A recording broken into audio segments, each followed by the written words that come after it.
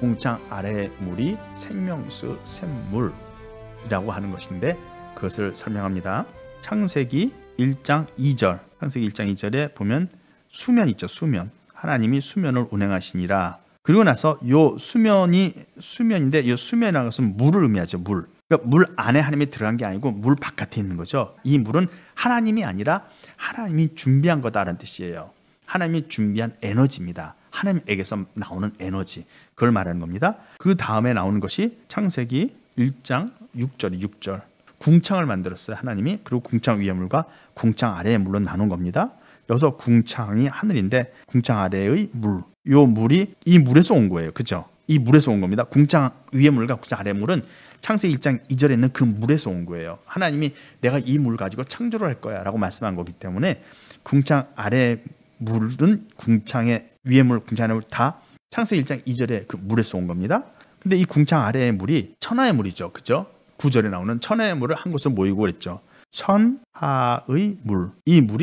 이 천하의 물이 역시 궁창 아래의 물이에요. 요 궁창을 하늘이라고 칭했잖아요. 하늘. 그죠? 하늘 천자잖아요. 하늘 천자.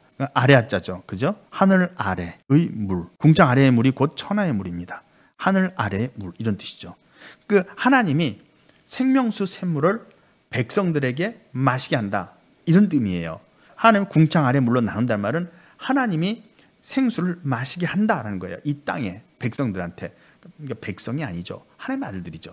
하나님의 아들들에게 이 창세기 1장 2절에 하나님이 준비한 이 물을 궁창 아래 물로 임한다는 말은 이 물을 이 땅에 하나님의 아들들에게 나눠준다는 거예요. 마시게 한다는 겁니다. 그래서 예수님이 뭐라고 말씀하셨냐면 나를 믿는 자는 그 배에서 생수가 흘러나리라. 내가 주는 물을 마셔라. 이런 표현을 했잖아요. 그러니까 그 물을 마신 것이 하늘 아래의 물이에요. 그 마신 사람들이 천하의 물이에요. 그들을 한 곳으로 모으고 그랬죠. 한 곳으로 모으면 여기서 뭐가 드러난다? 묻이 드러난다는 겁니다. 묻. 한 곳으로 모으면 묻. 이게 땅입니다. 땅이 드러난다는 말은 몸, 흙이죠. 흙이란 말은 몸을 말하는 거예요. 몸. 부활한 사람들의 몸이에요. 그러니까 천하의 물, 이 생수를 받은 사람들이 모이게 되는 그곳에서 첫째 부활이 일어난다는 거예요. 그러니까 하나님의 아들들이 이 땅에 와서 생수를 받으면 그들이 모였을 때 그들을 첫째 부활로 하나님이 드러내겠다. 그 묻지를 끄집어내 세상에서 하나님 앞으로 불러낸다는 거예요. 그래서 계속 1장에 보면 예수님의 피를 써서 아버지께 드리시고 그랬죠. 아버지께로 드려서 아버지께서 받으시는 거예요. 그러니까 이 땅에 있는 흙들이 몸이 이게 흙이에요. 이 땅에 있는 흙들이 새 예루살렘 성 안으로 딱 들어가요. 나라와 시행이 돼서 딱 들어가 하나님 앞에 딱 섰을 때 하나님 눈에 흙들이 땅이죠. 땅. 흙이 드러난 거예요. 그런 개념이에요. 드러났다는 말은. 그래서 여기 천하의 물이 바로 이 궁창 아래의 물입니다. 이렇게 되는 겁니다. 그리고 나서 이 천하의 물이 드러났다라는 말이 이제 창세기 1장 하나님이 이게 계획을 말하는 겁니다. 계획 14에서 15절 여기 보면 뭐라고 나오냐면 이렇게 됐죠. 하나님이 가르쳤을 때 하늘의 궁창에 광명이 있어 주야를 나뉘게 하라. 또 그 광명하여 징조와 사시와 일자 연한을 이루라 라는 표현하죠. 이 광명이 하늘의 궁창에서 땅을 비추게 하라. 광명 빛나는 거죠. 그렇죠? 광명이에요. 이 광명이 천하의 물인 땅 이들이 나라와 제사장이 돼서 광명이 되는 거예요. 14절 15절에서는 뭐냐면 하늘에 광명이 있어 주야를 나뉘게 하라 이렇게 표현하죠. 그렇죠? 낮과 밤을 나누는 것을 말합니다. 그리고 16, 17절 들어가기 전에 하나님이 하늘의 궁창에 두어 땅을 비추게 하시며 주야를 주관하게 하시고 빛과 어둠을 나누게 하시니라 라고 돼 있죠. 다시 말하면 하나님이 14절, 15절에서 하나님이 가르사대 하늘의 궁창에 광명이 있어 주야를 나뉘게 하라. 또 이 광명을 하여금 징조와 사시와 일자 연한을 이루라 그랬죠. 여기에 나오는 광명은 나라와 제장을 말해요. 10권의 권세를 받아라 5권세를 받아서 그 권세를 나눠주잖아요. 우리 예수님께서 제자들에게 그것처럼 그 권세를 나눠줘서 그 빛을 받은 제사장들까지 포함한 광명이라는 겁니다. 넓게 표현한 거예요. 그들이 빛을 받는 건 아닌데 하나님의 빛을 받아서 반사하잖아요. 보석 같은 거예요. 그러니까 그들을 광명. 그래서 다니엘에 있어서 많은 사람을 옳은 대로 도래하게 한 자는 하늘의 별같이 빛나리라 이런 표현하죠. 그런 표현을 사용해서 광명에 포함시키는 겁니다. 천하의 물에서 땅이 드러나고 결국 이 땅에서 이들이 빛의 존재가 됩니다. 근데 실제로 하나님은 아닌 거죠. 이 광명이 하나님은 아니에요. 근데 천하의 물인 하나님의 아들들이 이 광명이 된다. 광명인 이들이 나라와 제사장 하나님의 아들들이다. 왜냐하면 14절 15절이 크게 넓게 확장시켜서 예수 그리스도의 권한을 그 제자들에게 나눠주잖아요. 그러니까 제자들도 그 권한을 똑같이 갖잖아요. 그러니까 예수님이 만왕의 왕인데 그 밑에는 제자들은 만왕이 되잖아요. 그래서 이 땅을 다스리잖아요. 그러면 예수님이 세상을 다스린다. 이게 맞는 말이에요. 근데 제자들이 다스린다. 이것도 맞는 말이에요. 이해되죠? 예수님이 권한을 나눠주니까. 나라와 시장들은 그 권한을 받아서 또 이 땅에서 통치를 하죠. 하늘 별같이 빛나는 존재로 표현될 수 있다는 겁니다.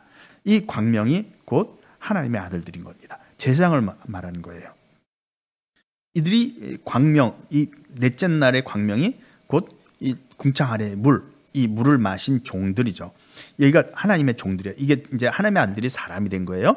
사람이 돼서 궁창 아래의 물을 예수님이 마시게 한다 하니까 이 물을 마시는 거예요. 하나님의 아들들이 마시는 겁니다. 그리고 나서 이들이 천하의 물이 돼요. 마셨으니까. 천하의 물이 돼서 그들이 모은 곳에서 이들이 첫째 부활을 합니다. 첫째 부활이 이 땅이에요. 땅이 드러난다. 부활해서 하나님 앞으로 간다. 그래서 예수님이 피로서 아버지께 드린다. 이런 표현입니다. 첫째 부활. 그리고 이들이 하늘에 빛이 돼서 뭐라고 해요? 14절 보면 광명으로 하여 낮과 밤을 주관하고 땅을 비추는 거죠. 여기가 넷째 날.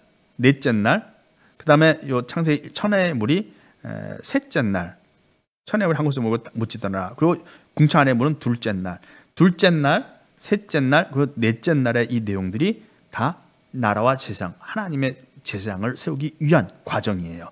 그래서 결국엔 이것이 어디 가느냐? 계시록 22장 1절에서 5절 말씀해 보면 여기에 생명수의 강, 이 강이 이 천하의 물을 마신 사람들, 예수님이 주신 궁창 안의 물을 마신 사람들이 천하의 물인데 이 천하의 물들이 속에서 부활한 사람들이 나오죠. 그들이 광명한 사람들이죠. 그 땅을 비추는 사람들이에요. 왕이니까 나라와 제사장이면서 왕이죠. 동시에 땅을 비추는 사람들이에요. 이들이 생명수인 이 물을, 천하의 물을 계속 가지고 있는 거예요. 그래서 창세기 1장 2절에 나오는 이 물이 곧 생명수라는 뜻인 겁니다. 그런 개념이에요. 그래서 하나님이 창세기 아까 전에 말씀드린 대로 내가 이 물을 가지고 하나님의 나라를 창조할 거야 라는 하나님의 계획인 것이고, 그 계획대로 계시록 22장 이 마지막 계시죠. 요한계시록 계시 중에서 마지막 계시인데 이 계시에 나오는 생명수의 강인 이 생명수가 하나님의 창세기 1장 2절에서 준비한 물이다, 이런 표현입니다. 그런 표현이에요. 그래서 이 생명수가, 그러니까 이것이 알파다. 그럼 여기가 오메가가 되겠죠. 오메가. 이게 시작이다. 그럼 여기가 끝이 되는 거고, 마침인가요? 마침. 이게 처음이다. 그럼 이게 나중이 되는 거겠죠. 그러니까 여기서 시작할 때 하나님이 보여주신 거예요. 내가 이걸로 하겠다. 보여준 것을 이 계시록에서 이룬 것으로 보여준 거예요. 아직 이루어지지 않았어요. 근데 이루어진 것으로 하나님이 보인다는 거예요. 계시의 내용을 통해서 이루어진 것으로 보여주는 거죠. 그런 식으로 하나님이 창세기 1장의 계획을 선포하고 계획한 거예요. 이 과정은 하나님이 제사장이 있어야 되기 때문에 제사장을 세우기 위해서 준비한 하나님의 계획이에요. 다시 말하면 하나님이 여기 계십니다. 하나님이 계시면 백성들 있죠. 땅의 백성들. 그럼 땅에 하나님의 백성이 살아요. 영원히 살 거예요. 이 땅의 하나님의 백성들은 모두 다 소울입니다. 소울이에요. 이 소울은 생육하고 번성하고 충만하라라는 이 명령을 이루는 백성이죠. 그러니까 번성하니까 계속 늘어나는 거예요. 근데 하나님과 백성 사이에 누가 있냐면 중보자. 하나님이 직접 백성을 만나지 않고 백성이 직접 하나님께로 가지 않아요. 그러니까 중보자가 필요하죠. 중보자가 나라와 제사장이죠. 이 나라와 제사장들은 하나님의 아들들이에요. 영들이에요. 스피릿이에요. 왜냐? 소울은 생육과 번성의 땅에 충만하게 하려고 창조했잖아요. 창조 목적이 이거예요. 그러니까 스피릿들은 창조 목적이 뭐예요? 하나님 옆에 있는 거죠. 하나님께 충성하고 봉사하는 거예요. 하나님의 말씀을 전달하고 하나님의 뜻을 전하고 하나님의 명령하면 그것을 준행하는 거예요. 근데 소울은 땅에서 영생함을 누리는 거예요. 땅에서 하나님의 백성이 돼서 생육과 번성의 땅에 충만하게 하늘의 새와 바다의 고기와 땅의 짐승을 다스리면서 영원히 사는 게 목적이에요. 이런 목적으로 이들을 창조했기 때문에 중보자로 세우지 않는다는 거예요. 왜냐하면 창조 목적 자체가 이거니까. 중보자는 뭐예요? 하나님을 섬기는 거예요. 밤낮으로. 근데 얘네들은 그냥 땅에서 살도록 그렇게 창조한 거예요. 하나님이. 그래서 중보자를 누구로 세우느냐? 스피릿, 영들. 이 영들은 하나님의 아들들이죠. 이 하나님의 아들들이 중보자가 되는 거예요. 나라가 되는 거예요. 그래서 사람으로 태어나서 중보자가 되는 겁니다. 그러니까 하나님의 나라를 이루려면 중보자가 꼭 필요해요. 그래서 창세기 1장에서 둘째 날, 셋째 날, 그리고 넷째 날, 하나님이 중보자를 세우는 계획을 가졌던 거죠. 둘째 날, 셋째 날, 넷째 날 궁창을 만들어 궁창 위에 물과 궁창 아래로 나눈다. 이제 예수님이 나를 믿는 배에서 생수가 흘러나리라는 생수를 주겠다 이런 뜻이에요. 그리고 셋째 날 전체가 아니라 하루 전체가 아니라 반나절이죠. 그 반나절을 셋째 날 천하의 물을 한 곳으로 모으는 일, 그리고 거기서 부활을 일으켜서 제사를 만드는 일, 그 제사를 만들어서 넷째 날 땅을 비추게 하는 일, 요 중보자를 위한 하나님의 계획인 거예요. 그러니까 하나님의 창세기 1장의 내용은 하나님의 계획인데 그 계획 중에서 성취된 거는 빛짓을 하나예요.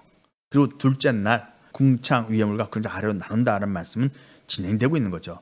둘째 날, 셋째 날 내용이 진행되고 있는 중입니다. 창세기 1장의 6일간의 창조 기록은 창조가 끝났다라는 과거의 기록이 아니라 하나의 앞으로 창조를 이렇게 진행하겠다라는 뜻입니다. 그리고 둘째 날, 셋째 날, 넷째 날의 계획, 이거는 제사장을 세우기 위한 계획입니다. 둘째 날 궁창을 만들어 궁창 위의 물과 궁창 아래로 나누고 궁창 아래의 물이 곧 셋째 날 천하의 물이에요.